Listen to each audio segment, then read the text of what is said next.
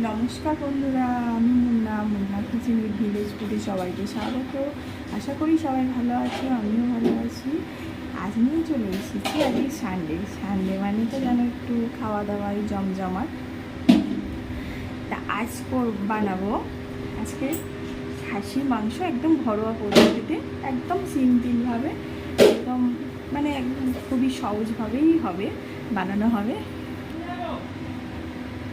একদম খুবই সহজভাবেই কিন্তু বানাবো। আজকে করব মাটন কারি, একদম পাতলা ঝোল হবে কিন্তু খেতেও খুবই টেস্টি হবে। এখানে আলু কেটে নিয়েছি অল্প একটু, এখানে মাটনটা রেডি হয়ে গেছে।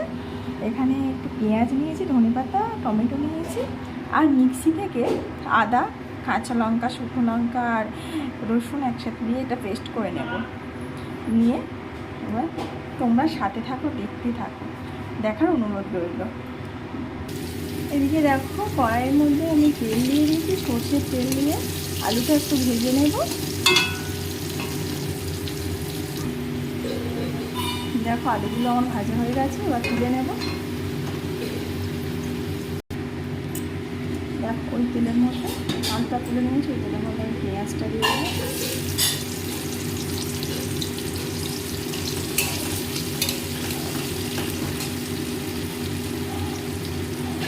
ভালো করে ভাজা করে নেবো। এর পেঁয়াজের মধ্যে টমেটো দিয়ে দিয়েছি, দিয়ে ভালো করে নাড়াচাড়া করে নেবো। দেখো পেঁয়াজটা ভাজা হয়ে গেছে, এর সঙ্গে আদা রসুন যেটা আমি পেস্ট করেছিলাম সেটা দিয়ে দিলাম, দিয়ে ভালো করে নাড়াচাড়া করে মশলাটা রেডি করবো।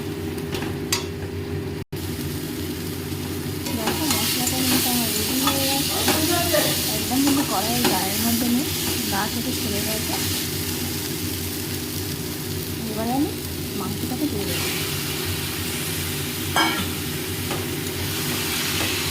ভালো করে আমি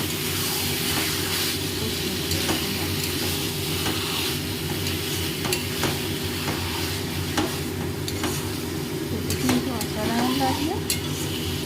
আর এইরকম তাড়াতাড়ি যদি এটা দেখিয়ে ভাতের সঙ্গে হয় আমি জমেই যাবে। ভালো করে আমি কষিয়ে নেব।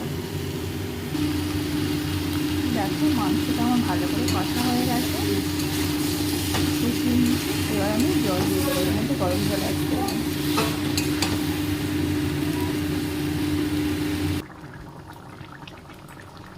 দেখো ফাইনালি ঝোল আমার রেডি হয়ে গেছে।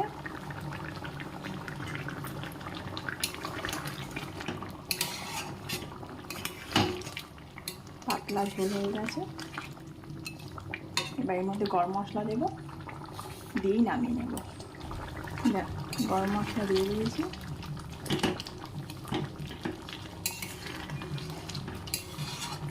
এবার নামিয়ে নেব। বেশি মোটাও না, বেশি পাতলাও না, মিডিয়াম ঝোল হয়েছে। দেখো ফাইনালি হয়ে গেছে। অবশ্যই কিন্তু যদি ভালো লাগে বন্ধুরা একটা লাইক, কমেন্ট, শেয়ার করো। আর নতুন বন্ধু হয়ে থাকলে সাবস্ক্রাইব করে আমার পাশে থেকো। আজকের মতো টাটা, সবাই ভালো থেকো, সুস্থ থেকো।